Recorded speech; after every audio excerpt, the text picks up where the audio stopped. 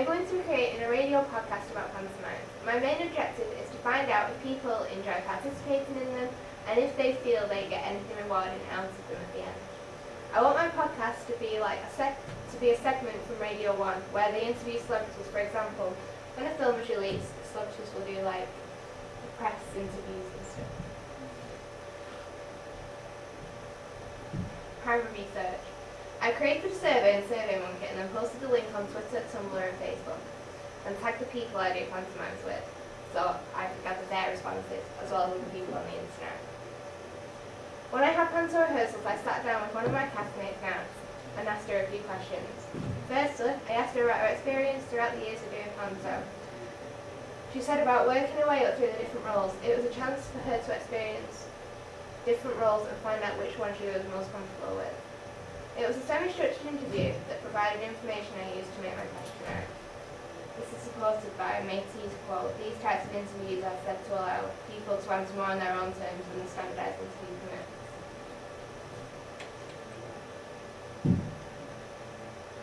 Primary and quantitative research. The first graph shows the number of females compared to the number of men involved in pantomimes. As you can see, there's more female than males because females usually play like principal parts like principal boy and principal girl. Okay. We don't really have like principal men. The second graph shows the age of most of the people who take part, and it's mainly younger people, like people my age compared to like older people, even though like the Dane is usually an older part.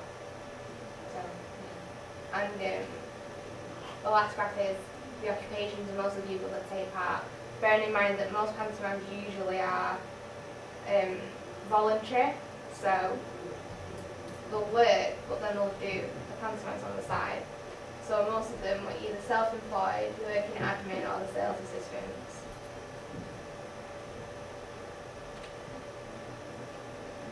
Secondary qualitative research.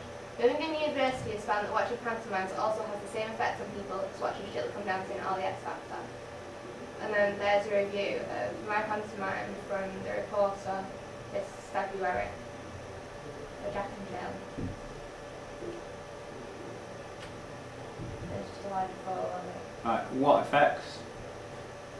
The interview said, the review said that it's just a good laugh really, and like, yeah, it's just a good laugh, and they're saying like it's good for people if you want like time out, and it's not a serious thing, it's just something to have a laugh at, really. Okay. Qualitative research. To collect qualitative research, I created a survey and asked some of the following questions, like, what did you do preparing for your role? What is the role you enjoy playing the most? What year did you get involved in pantomimes? And why did you decide to get involved in pantomimes? I asked these questions because I wanted a range of varied answers, and the answers I got to these questions were all very different, as some people said that they were influenced by what they saw and wanted to be a part of it. Conclusion. From my survey, I found out that most people who take part in pantomimes are mainly women aged between 16 to 19. When asked how they got involved in pantomimes, most of the answers revolved around being influenced by family members. Also, when asked how enjoyable they found the rehearsals leading up to the performances, most of the answers were above the rating of 8. From the answers I have collected, I have interpreted that most of the people who answered feel that pantomimes are rewarded. That's just my bibliography.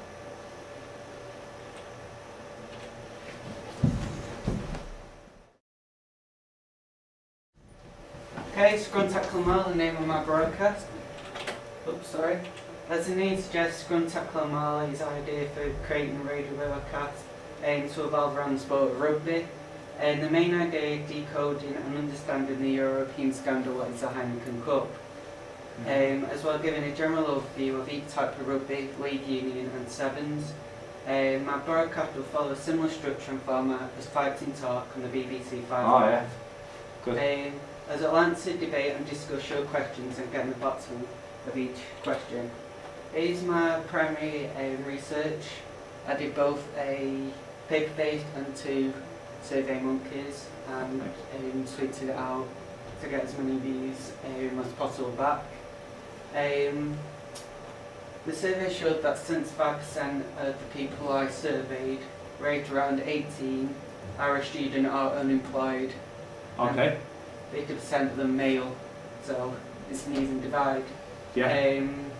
Shows that I've got young audience based, and the stereotypical genre of rugby is male.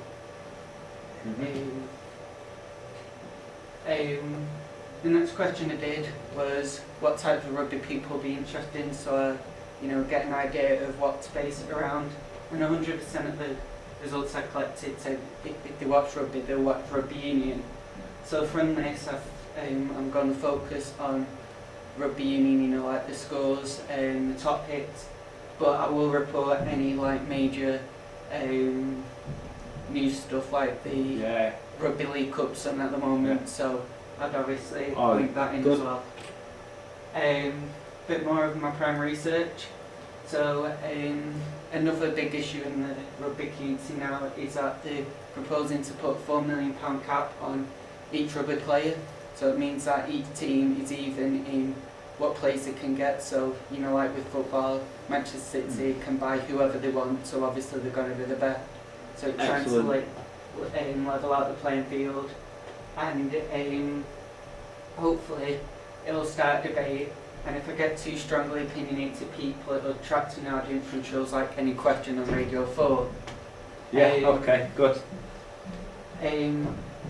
Another question I asked was to work out how much knowledge people actually knew about rugby. Was to say, have they been to any matches and how many? Because if they've been to one, they probably don't know much. But as you can see, 75% of the people have watched at least one rugby match and 10% had a season ticket. This meant I have to buy a diverse audience and the knowledge of the game and how it is played. Qualitative research. Got a quote here. Face-to-face interviews were conducted to gain information more freely. So, may say semi-structured interviews are said to allow people to answer more on their own terms than standardised interview permits. This suggests how the type of interviews let individuals answer more freely on their own terms and feel like they're being forced upon. Just recent news, I think, has broke last week. The WRU, what is a Wales rugby body, so they cover every tournament. Have linked in with the Anglo-French tournament, so they're sort of saying we're going to break away from the Heineken Cup, where it's basically allowing certain teams from Ireland, Scotland and Italy to automatically get into the Heineken Cup no matter where they're actually standing in the Premiership. So basically they could be last and face relegation, but they'll still be in the Heineken Cup later on, because they should be getting in there on merit and the wins. I'll talk about that in a bit later with my secondary research. And one response to that, if they stick to the current system, eventually someone will collapse because of the way it's being managed. And the next one says exactly the same. The people who are interested in the Heineken Cup have already got an audience based, so they'll probably listen if they're interested in some more news about it. Secondary quantitative research. I found a study by the University of Gloucester what found out about rugby, who watches it, and said some key points. Fantastic. As it shows, in the top one here, rugby union, 60% have a good understanding and 40% have a below average. So to me that shows the audience I've got is going to be very diverse, and I'll have to include both in-depth analysis into say rules, as well as a basic overview for the new listeners who try to get into it. And looking on the National Readership Survey, I found that Rugby World, 60% of their subscribers were over 35, so that actually contradicted my results, but found that I had a lower audience base. Interesting. And also they gained about 475,000 subscriptions a year, with 4.2% increase the sales. And I found out about rugby tonight. It's a BT Sport show on a Wednesday. What basically is on the same, doing the same as I'm trying to do. It gives you a basic overview of rules, news, and the tournament. What is a Aviva Premiership. Oh yeah. So on an average basis, over the month of October, it gains about 34,000 views per programme. Okay. And whereas on a Friday, actually viewing one of the matches, they get about 101,000. Alright, okay. And then I looked on Raja to see if there was any programmes very similar. And BBC own more than 50% of the shares of Yeah. people who's going to listen. And Radio 5 has a 3.7% of actually what the radio market was, about too many listeners. So it basically shows that I've got an existing audience what I could buy into. Definitely. You have a night, don't you? They have a rugby night, I think Tuesday or something Oh, like right, that. did they? I'm not sure about that. I couldn't find anything Sorry, about that. More quantitative research. These are the key points I want to talk about. First one is the rules and scoring. So I found this on the RRB, what is basically the Rugby Association who give out all the rest and give the qualification to the actual ref it. So they came up and brought a basic guide for anyone who's interested to learn the basic rules. So I've just cut it out and it tells you about if you score a try, you got 5 point conversion to. Yeah. Penalty, you get Yep. 3. The main one here is talking about how the top 6 clubs in England and France get into the Heineken Cup on merit, whereas the Pro 12s, what features Wales, Ireland, Scotland and Italy, that's that own sort of European Cup. Yeah. What's separate from the Heineken Cup, the top 3 from each country of that actually gets into the Heineken Cup as well. So Okay. basically what people are saying is, because they're in a different one, they're automatically getting in because of merit of last year's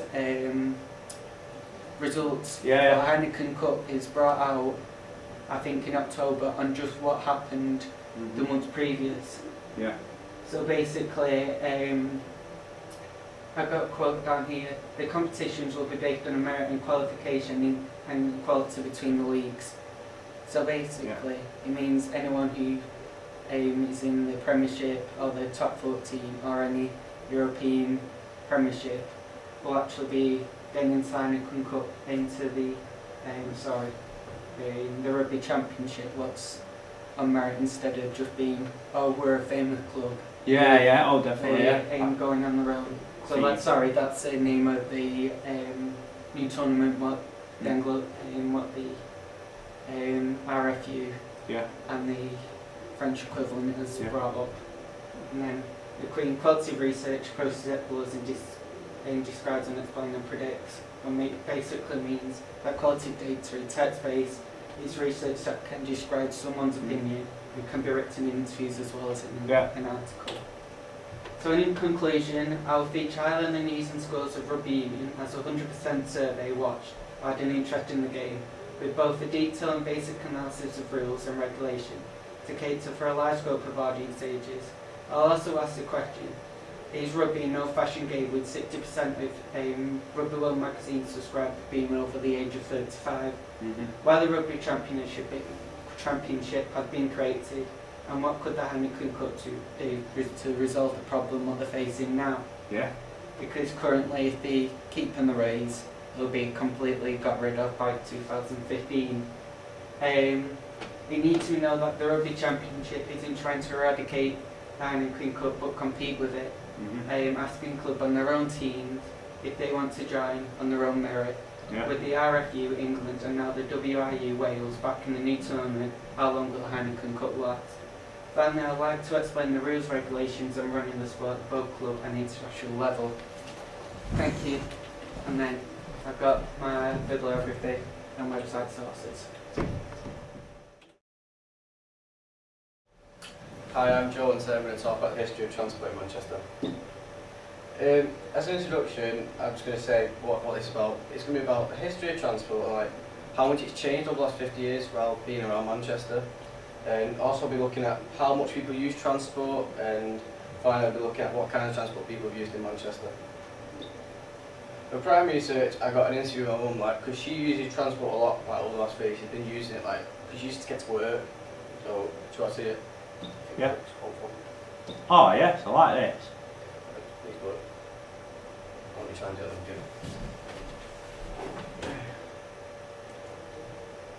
Oh, it's not available. I'll show you afterwards. Yeah, it's alright, just move on. What Yeah. did she say? Can you summarise what she said? She said that she uses transport a lot because she has to get to work, and sometimes she uses trains to get to Liverpool. Yeah. He said it has changed a lot, but with all like these trams being built out around Manchester, but it's also causing her a lot of trouble getting to Manchester Why? because like there's loads of traffic going on now because well the trams going through is also buses and cars. Do you think that loads of like traffic with my mum trying to get to work? Alright, good. For secondary research, I got some moral panics. I found out a couple moral panics and some statistics about like how much people use transport. With one moral panic, I found out that when one of the first weeks while using it in Dalston, someone got run over, like an old man. I find that quite bad because it says to me that maybe transport isn't that safe at the moment. If like someone's just crossing the road, maybe you could put like, I don't know, some lights before like so that trams can go and like let people cross the road, or just like a level crossing next to it. Another moral panic I found out is that people are becoming angry like the trams at the moment because like they're really expensive. I think it's like £4 to get the tram from work to Dalston to Manchester. Is that more expensive than usual? Yeah, that is more expensive than usual because I think for a kid it's only £1, but I think that's a bit extortionate considering that it's not adults may use the trams more than us because you know they're going to work every day and some people like maybe can't afford to drive with the insurance. I found out some statistics as well that between 1950s only 16 like vehicles like buses were used in Manchester. Like only 16 were running on a day-to-day basis compared to now where there's over 2,000 on the road daily, like 2,000 bus routes going there and back. Okay.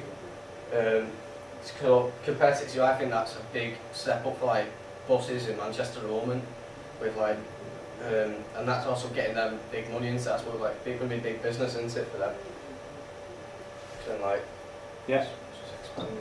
For quantitative research, I interviewed a lot of students around college on what they thought of like transport at the moment. Like you see by this graph here, it shows that there's a mixture of what people use. Like some people use the bus, people maybe use the bicycles, cars, trams, but it's mainly like buses. That's why I interview students because I think when you get the bus to the, like between 8 o'clock and like 5 o'clock, it's mainly students. So students, mainly buses and trains? Yeah, it's mainly students and trains. Yeah. Like because they're trying to get to college. Yeah. I also asked people like how much the transport use how much do people use transport often. Like as you see, like it's more than like it's mostly people who use like the trams and buses to get to college. I also asked them would they ever use the trams that are just because they've just been built and they've spent a lot of money on them. And people said no, and I think the main reason will be because with the prices at the moment being with trams. And I also asked, do you think like transport's like, I think that's one that should be saying there, that how much just transport changed? Everyone said yeah, it has changed massively because I think like 10 years ago like it was more like it was main buses, Stagecoach, Dennis, there was loads more. But they've all gone out of business now and it's just the Stagecoach and the Metro running in Manchester. And people have also said in the questionnaires that the buses can be quite unreliable. Yeah, right? And that can make people like to like where they're going to. Right, for qualitative, I looked at like buses and trams, that were my main focus. And I found out that like during the First World War, there was no development with buses in Manchester, it was just trams. I think Manchester had the biggest railway, like tram service in like England. It was the biggest one. And they were using the armed forces to get to where they were going. But in 1935, the trams were gone. Like they wanted to get rid of them completely. And they wanted to start using buses. Be like building the trolley, but that's when the trolley bus first came into action. Yeah. A number of extensions were used as well. So say like in Ashton they were built, Oldham, Rochdale, all the trolley buses were getting used in there, and like everyone was just getting the trams were going. People they were getting them, burning them because they didn't want to use them anymore. Right, okay. I think it's quite extraordinary that to be honest. But then after the war, there was no development with the buses in the Second World War. Nothing. They didn't use them at all.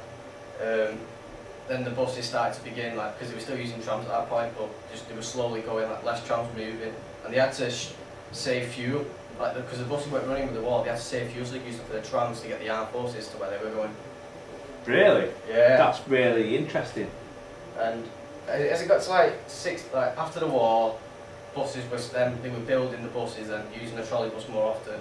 But then in 1968, they got rid of trolley buses and they made the first motorised buses. So then they went to Ashton, Oldham, Rochdale, Stockport. Buses were being used everywhere. I think it was like 2p to get on the bus. Alright. Quite cheap. But then in the 90s, it got to like the stage where there was over 80 different bus companies running. So that shows how much the buses had been expanded in Manchester over that amount of time. Like I think there was Stagecoaches, Aviva, just loads of different others. And it got to around like 2000, it changed, and they just used two main bus companies. They changed to a North company and a South company. One being Stagecoach and the other being First Bus, which is what they use now. And they use them outside college and all. It's one First Bus and a Stagecoach straight afterwards.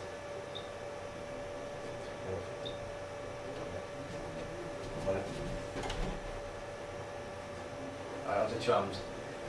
In the run-up to the First World War, the trams were expanded. Yeah, alright. Like I said before, the armed forces were using them to get to places they could go out and fight for our country. Right. But in 1913, the trams were running all through Cheadle, Stockport, Hyde, Manchester, Ashton, everywhere they were running.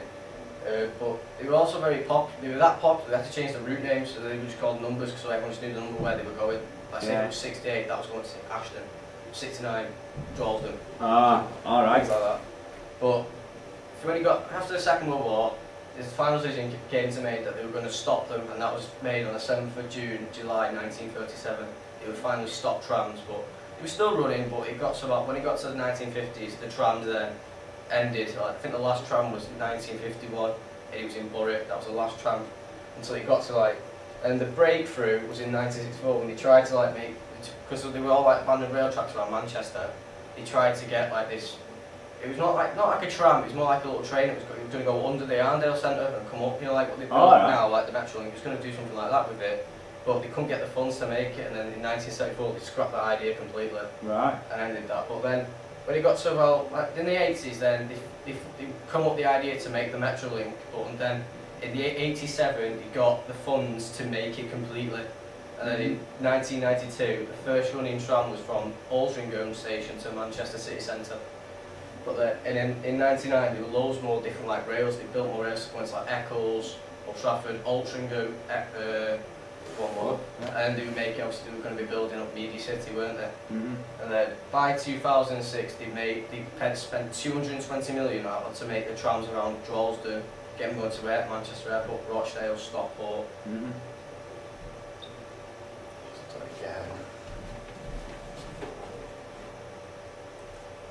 It's some the key information, key breakthroughs with transport at the moment.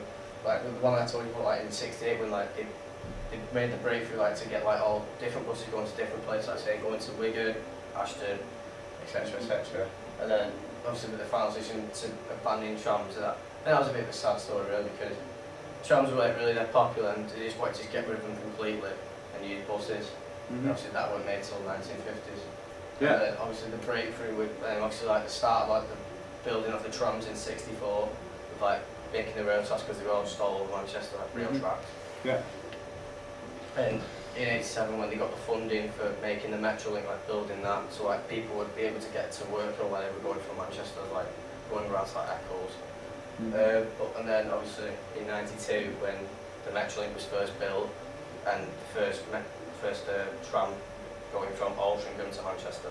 And I think the biggest one for at the moment for him is that one there with on the 6th of July 2006 when they got the funds together to build that 220 million tram building all the stations going around from Manchester, Rochdale, Manchester Airport. So it's gone full circle, hasn't it? We used to have trams, then we moved away from trams and had buses, and now we've gone back to trams. It seems like the trams are being a lot more used now than the buses as well. Yeah, I think that's really interesting. The references I found, see some of the things that I found, some the data, the Metrolink's been criticised this week, because we were running, there were many sites that we had. They were criticised for that because they had the trams going, there was nothing they were going through, maybe being a bit disrespectful. And on the 10th, there was one from Manchester Evening News where a driver was killed coming out of his depot in Manchester to in his bus, like to do his job, and then he was killed. And obviously the one I told you there about the man getting hit by the tram in the city centre. Cool. Just got to the conclusion. And in conclusion, I think that transport has made, what I found, I think that it has made the drastic change because it was like a full circle, like from going from trams back to buses, then going to trams and buses, and I think now more like that, I think the buses might go soon. I think more people are going to start using the trams more because they're easy to like use, like I don't know, like with disabilities. I think they're easy for them to use because like they're quite short with like the ramps. They can go up ramps. Whereas buses, it seems to be about disrespectful. It seems to just drive past them. Whereas the trams are like you want to get them on the trams.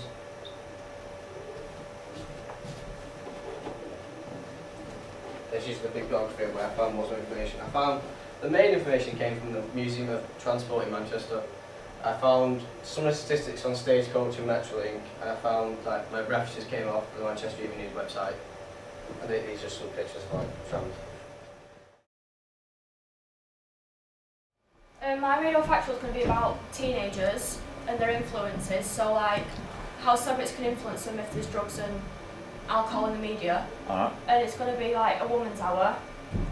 I did primary research by doing questionnaires, and I did ones about radios, so what they were interested in, like do you prefer BBC One radio or BBC Two? Yeah. And then I found out that people in between 16 and 25 prefer ones that are related to music rather than content and information. Okay. And then I did questionnaires about like teenagers, so do they feel that people are now influenced from the media? Okay. And then I found out that 30% of people over the age of 35 feel that teenagers and their roles have changed, so that now they're more reliant on the parents. In what way? Like years ago, they could go out and get the jobs when they was younger, Yeah. and they'd be more reliant to do stuff, whereas now they just rely on the parents for money and stuff like that. Why so is they want that? to do things by themselves. Because now they feel that they don't, because there's more technology and there's more stuff, they feel like they can just do it. Yeah. I suppose. Then I did some more primary research on poll junking surveys. I asked polls that were specific to my, like what I wanted, saying I wasn't getting any information that I didn't need. And then from it I got quantitative and qualitative, as I got numerical and word based. But then I found out that people between 16 and 25 don't really listen to BBC Radio 4, but it could be because like of their age, because it's a young gap, or it could be their gender. And I found out that people over the age of 35 feel that teenagers are less responsible for their actions and are more reliant on the parents. Alright. And then I got statistics from Radar, and I found out that the BBC radio stations, they own more of the, they have more radios within like the whole radios. So they have more radio stations. Yeah, alright, okay, yeah. And then they have a higher market share within it. And then I found BBC Radio 4 has the second highest within the BBC radio stations. So it would benefit mine because I'd have more of a chance of more people listening. And then I got some articles from BBC, and I found out that 50% of teenagers are now introduced to alcohol and drugs due to them being constantly in the media linked to celebrities. And as the majority of young children, particularly girls, are growing up with constantly seeing about celebrities, this encourages them to be more like them, such as their attitudes towards certain things. Like so what? because they've always see it in the media, like Miley Cyrus dressing inappropriately, they feel like, so it'd be a moral panic, so they feel like they should do that. And then I found that teenagers within this day and age have a higher toll of drinking and being influenced into drugs than they were 10 years ago. And then I got some quotes. By conducting primary research, by using face-to-face interviews, you gain information more freely. Semi-structured interviews give people more of a chance to answer in their own way. In order to justify this, Métis social research states semi-structured interviews are said to allow people to answer more on their own terms than the standardised interview permits. So then this would mean that the individual which is answering would answer more freely and not like they feel like they've been forced into saying something. Yeah. How does that link with your woman's hour?